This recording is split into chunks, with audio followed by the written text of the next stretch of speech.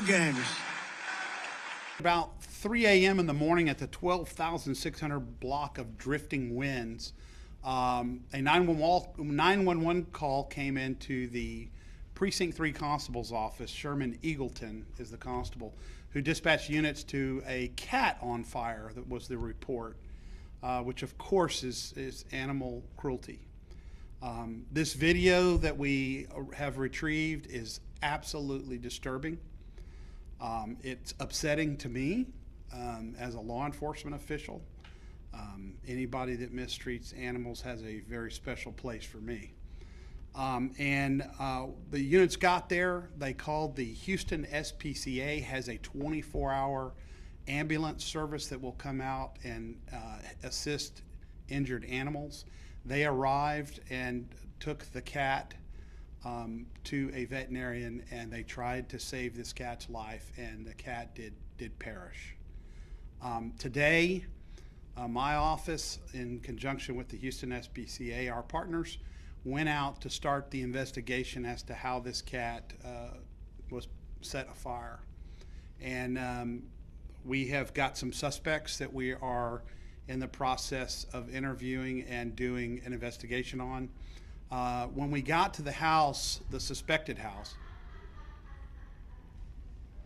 I got it. You coming from that one or no? Over there. I think that.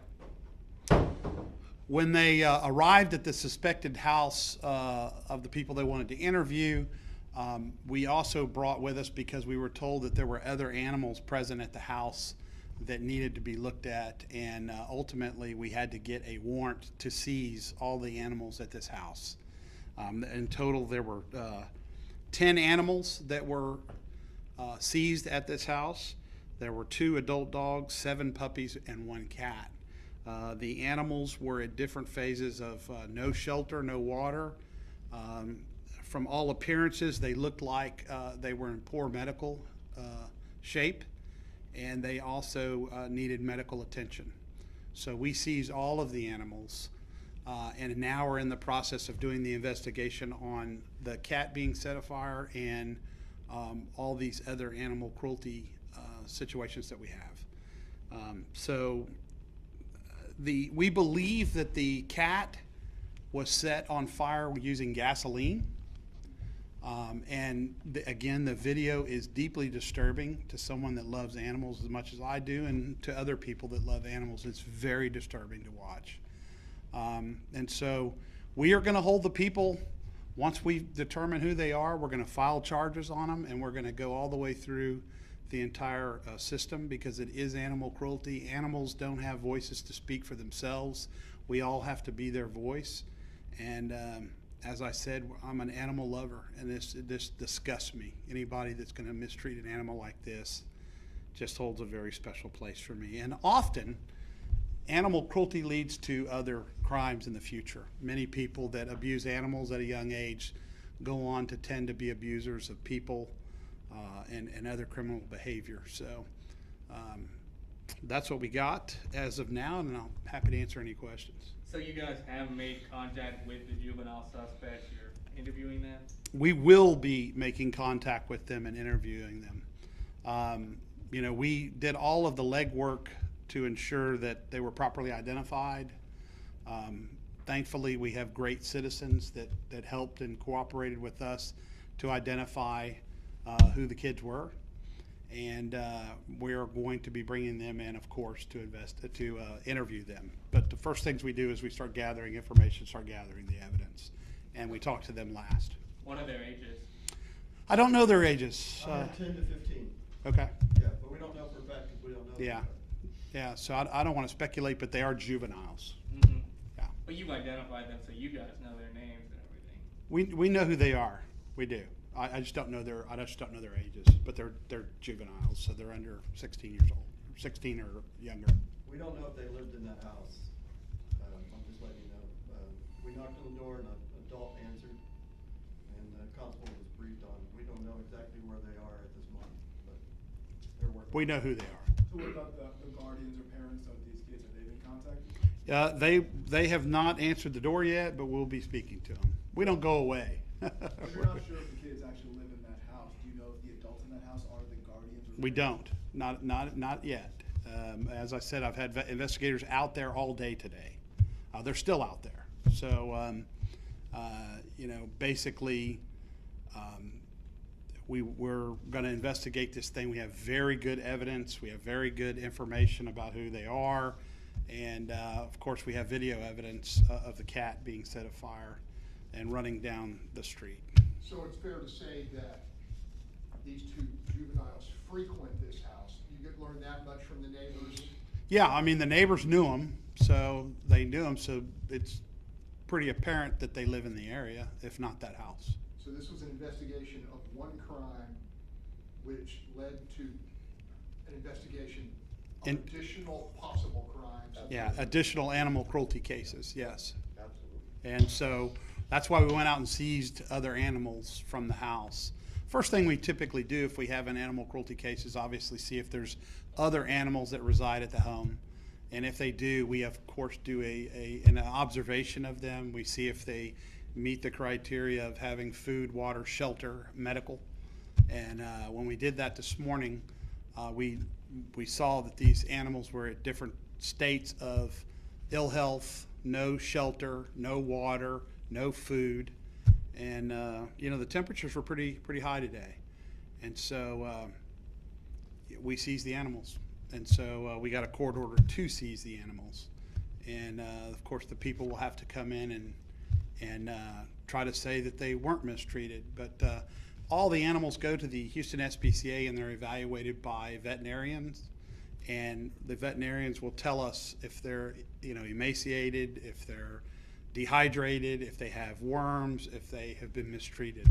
We'll get reports back from the veterinarians that tell us exactly medically what phase the animal's in, which is of course evidence for us. Are these felony charges? Can be, yeah, they can be felony, sure can. It all depends. The cruelty to animals for shelter, water, food, and health is an A, Class A misdemeanor. But the setting a cat on fire certainly could lead to a higher charge. You know better than anyone that, you know, it's rare a case of cruelty that law enforcement is the first, sees it for the first instance of it. Mm-hmm. Was there any accounts from neighbors of them doing similar type of stuff in the neighborhood that they had witnessed? Not yet, but again, we're going over and talking to neighbors and we're talking to people, and so it's possible that we could discover that there has been other animal abuse that may have gone unreported. So I don't want to speculate on that yet. I do want to say that in fact it's early in the investigation, and there very clearly could be additional charges. I heard state jail felony from the investigator, just Okay. for So, torture. yeah. If you want to say that. So that is a state jail felony, which is a third-degree felony for torturing an animal. I think it should be higher, but that's how I feel about it. From the point of rescuing the inflamed cat to the point of getting him to the vet where the cat expired, how long did that take? And, you know, imagine the amount of pain going involved. Yeah. I'm sure that the officers arrived on the scene. We're trying to, you know, obviously do everything they could to triage the cat. And the ambulance that goes to scenes from the Houston SPCA, of course, triage, and they take the animal to the closest veterinary clinic that is open 24 hours. So they don't transport the animal back to the Houston SPCA, which could be a long drive. They take it directly, just like you would a human ambulance, goes to the nearest hospital closest to wherever the scene or the medical condition is. So same thing for animals, is they take the animals to the closest open vet to try to save the animal. I mean, just the video was terrible. I mean, that cat burned for a while and suffered greatly. And so, you know, I think some neighbors also came out and tried to provide aid to the cat as well. Yeah, it's disturbing. It's really disturbing. It really is. With such strong video evidence, how is it that these juveniles or the adults in the house have not already been, you know, questioned? Well, because we have to go through a meticulous process to ensure that we're not violating anybody's civil rights or any kind of, we have to take these cases very methodically, and we go through them piece by piece, and one piece builds on another piece. So we have to interview all the neighbors, anybody that potentially was outside, and people that we know saw something, and people that we just don't know saw something. So we're in the process of going to all the neighbors, going around and getting video. So that one video that you'll have a copy of is just one vantage point. There may be other videos that we have to get. So this happened at 3 a.m. We seized the animals by mid-morning, so that's pretty quick. Of course, there's going to be it's not an autopsy, but it's a necropsy of the animal, the cat. So that's going to take a minute or two. And so we want to get all of our facts before we go and talk to somebody. So just to go over it, there's 2 juvenile suspects. Yes. Connected to this cat, and then what, 1 adult suspect? No, the adults could be charged with the animals that we seized this morning. How many adult suspects? 2. 2, and who you believe reside in this house? They do reside in that house. They do. Where we seize the animals from, they do reside in that house. And I'm So it's assuming- their animals. I mean, we're going to establish that it's their animals, but it's going to be their animals. And I'm assuming these felony charges the juveniles are facing, this would be in juvenile court? It would be. Well, you talked about how, you start with cruelty to animals, right? Mhm. A lot of times these people go on to pretty horrific crimes against humans. Mhm. And if they're committing them at this age, but it's, part of their juvenile record, that's not gonna be visible on a background check as an adult. So how concerning is that, I guess, in terms of it seems there's gonna be a lack of long-term accountability here. People won't even know these people have this in their background. Yeah, that's very true. It's a very good point. Juvenile records are sealed, and so you will not see, as they transition to adulthood, you won't see that they committed any kind of acts as a juvenile. So it's just part of the way the system is there to try to reconcile juvenile behavior versus adult behavior, and so you're exactly right. There's no way until they get to the age to where they can be held accountable as an adult that those kind of records will come forward.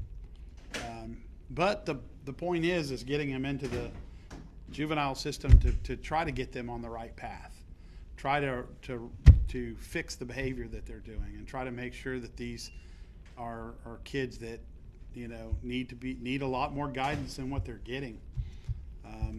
I've seen over my years in law enforcement, I've seen kids do some pretty horrific things to animals, and this is just another instance of it. Do we know if the cat belonged to anybody, or was it just a stray cat? Don't know yet.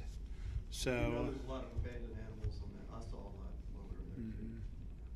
Can you explain to us the reason why the adults may be charged in this case as well? Sure. To the audience that don't know. Sure. So anytime you have an animal that is you own, you have to provide water, shelter, food, and medical attention. If you fail in any of those things, you can be charged for animal cruelty. And usually we go out along with our partners, the Houston SPCA. We'll go out and they get a complaint from a neighbor that somebody doesn't look like their animals are being kept very well.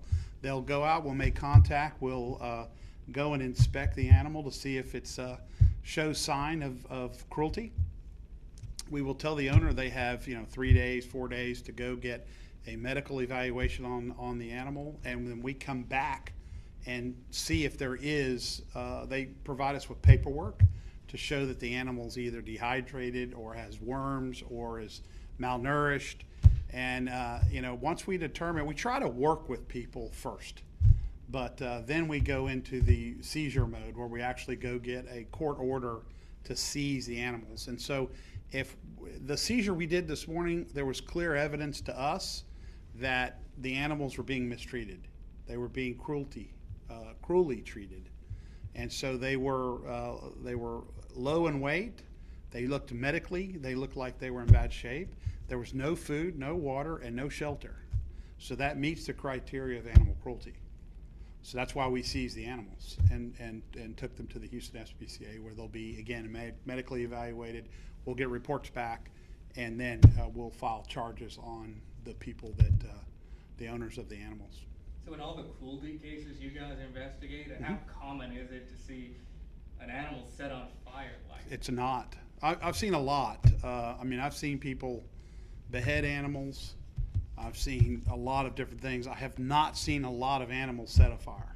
I just haven't. And this one, a neighbor's camera, outside camera, caught the entire event. It didn't catch them actually pouring gas on the cat, but it actually, you see the cat running down the street on fire, which was extremely disturbing.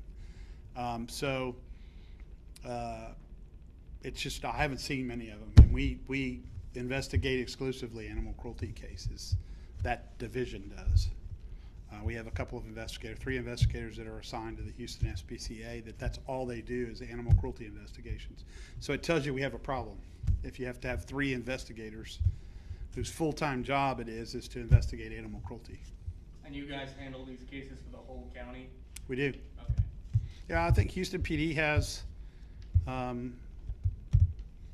an animal cruelty group, and I know the Sheriff's Office has a livestock group, but we do animal cruelty. Yeah. We really are, along with our partners, really subject matter experts on it. If anybody has any more information out there too, if you go out there, we'll take it. Yeah. There's people in the video, after the cat goes across Mhm. the street, I saw that. people on the street. Yes. Are those neighbors? Yes. What did neighbors, I mean, how are they? I mean, I think they were as in shock as everybody who sees this video is that, most people I know love animals, care for animals, and so they were in shock as well, and it brought people out. It actually, in the video, you see other animals kind of coming out of garages and different things like that to kind of go out into the street and see what's happening. So I don't know. People and animals at 3 a.m. in the morning were coming out for this case. This is gonna sound a little weird, but Yeah. was the cat, we've all heard animals. I'm sure it at was. night and different levels of distress. Sure. Or fights. Sure. Were there noises emanating from this cat? I couldn't hear anything, but I'm sure that's what alerted other animals, and it alerted people who may have been up or up at that kind of night. They hear an animal crying.